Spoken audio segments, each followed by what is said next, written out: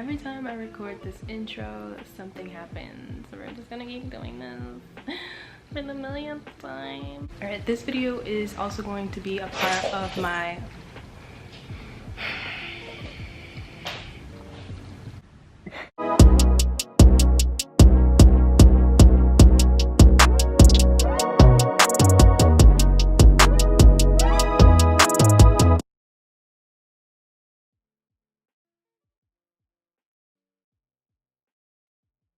Hi everyone, I'm back. Welcome to my channel. If you return, thank you so much. You're loyal. I appreciate that. If you are watching this for the first time, if this is your first video, welcome. Thank you for clicking this video, for taking the time out of your day. Truly grateful. Just wants to say hello. Hello. Want your 15 minutes? 15 minutes to shine?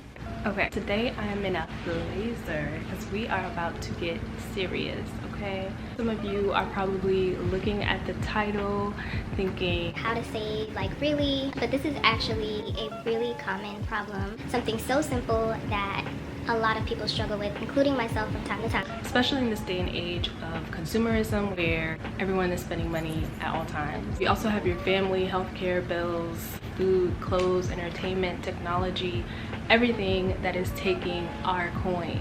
I'm gonna give you guys 5 easy, simple tips to be able to save money and reach your financial goals. This video is also going to be a part of my homeowner series, so there's going to be a couple of videos that detail the steps that you should take to purchase a home, and this is definitely one of them. You're going to for sure have to save, so please come back to this video if needed. If you have a hefty savings account, bless, great job. If you're having a hard time reaching your financial goals, or you just want to save a little bit more, then this is the video for you. Continue watching. Make sure you have your notepads, your pens and paper ready, and get comfortable, grab a snack. Let's get right into it. Okay, so number 1, just to get the elephant out the room, I'm sorry I have to say this, it's gonna be uncomfortable. We just gotta rip the band-aid off. I don't want to say it, I don't want to be the one to say it, but somebody has to say it. So number 1, you have to learn how to say no.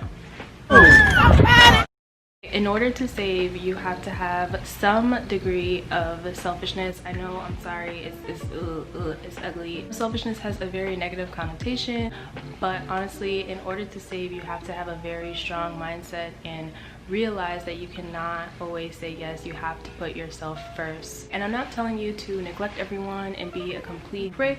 You can still be very helpful, but you just have to also be mindful of the amount of money that you are lending out. Operating in a place of financial abundance puts you in a better position to help others. So just keep that in mind if you're feeling hesitant or you're not able to tell people no. Okay, now obviously if it's family and emergency, somebody that you trust, listen, to each his own, do what you gotta do, and that's up to you at that point. But just keep in mind that you are saving for a specific goal. A good rule of thumb is if you can't give it out twice, do not give it. So handle that at your discretion. So number 2, automate your transfer to your savings account. The thing is, I got a checking in the savings, but all the money is in my savings. So I got to switch it to my checking, but it's going to take 3 business days. I don't think it's going to go through. Bank of America and other banks have roundup methods where you spend a certain amount, they round that amount up, and that difference goes automatically into your savings account. So this is chump change that you don't even realize is leaving your account, and is slowly but surely going to add up as time goes on. Also, if you are an employee, you can set up your direct deposit to go directly into a savings account. You can actually split your check up in multiple different ways to allow some of your check to go into your checking, and you can have some of your check going into your savings account. So that's another way where you can just quickly have that money transferred. You don't even see it, you don't even think about it, it's gone.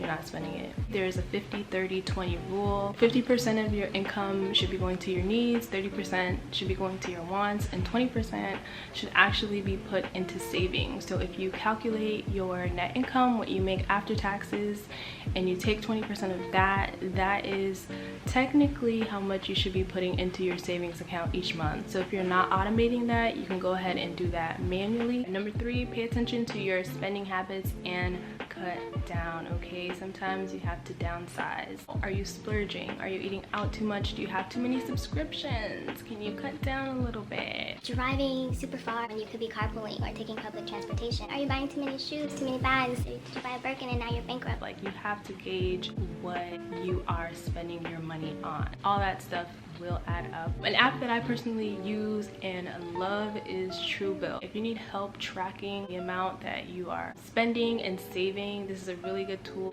that is currently free, I believe, and it will track all of your spending. It'll give you a bar graph that will compare your income to your expenses, and you can literally see the gap. It will also help you understand your spending habit. It'll say, hey, you've spent 50 or so more dollars on such and such. It'll let you know so that you have an idea of the frequency and the patterns that you're creating with your spending habits. That is really important. That will help you to at least understand where your money is going, because that's a huge issue. Sometimes you're spending so much at one time, or you are, just living your life, and then you're like, where did the money go?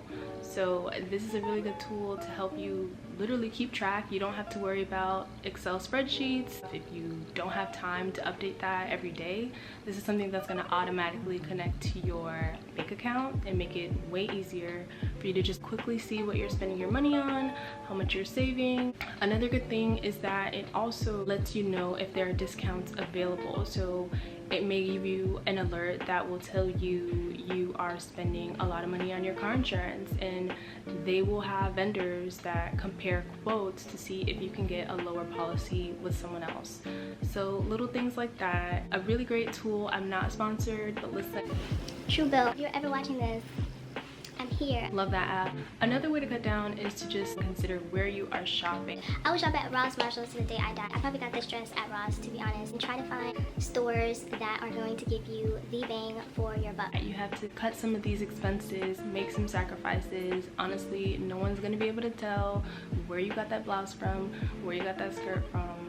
Go ahead, get it at Ross, save you some money. Number 4, take advantage of outside savings. I don't care how far I am in checkout, I will go and search for a coupon code for whatever I'm buying. There was a time where I was purchasing a flight to Cali, and last minute something just told me to look up a coupon code. I've never done this before. I didn't even know there were coupon codes for flights.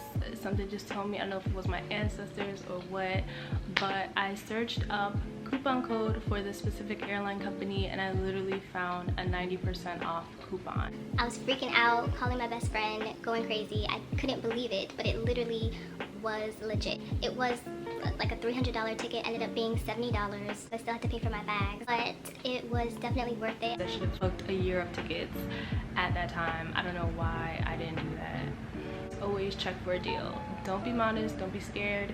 Check for the deal. You never know what could happen. Also, if you're employed, check with your company to see what type of perks they offer to employees that will give you discounts on like amusement parks, movie theaters, hotels, rentals. There are savings out there, but you have to be the one to look for it and take the initiative. It's not going to hit you in the face, unfortunately. You just have to take a little extra time to search for them, but they are definitely out there. The 5th tip that I have for you to save money, one of the most important ones, is to keep your end goal in mind. Okay, a lot of the time saving money really just comes down to your level of discipline. Control yourself in that moment where you really want to buy something, where you're putting your wants before your needs. Whenever you're tempted, just think in the back of your head, I'm doing this for a greater purpose, I'm doing this to reach a certain goal.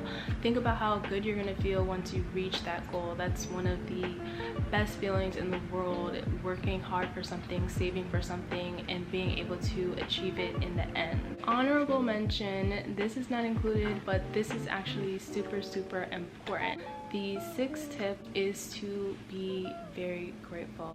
Gratitude, gratitude, gratitude. Be grateful when you are receiving money. Be grateful when you are able to give money. That is super important. No matter if you have $1 in your account and you're planning on saving the 25 cents, do that with gratitude. Be grateful for everything that you have in the moment, the present moment. Gratitude is so important. It's such a high vibration. You're not only going to feel good, but you're also going to attract more to you. So I hope this was helpful. Let me know if you tried any of these tips, if you have reached your goal, if you're currently saving. If I missed anything, put it down in the comments. We're here to help each other, so definitely leave a comment down below. Thank you everyone for watching. I genuinely appreciate it.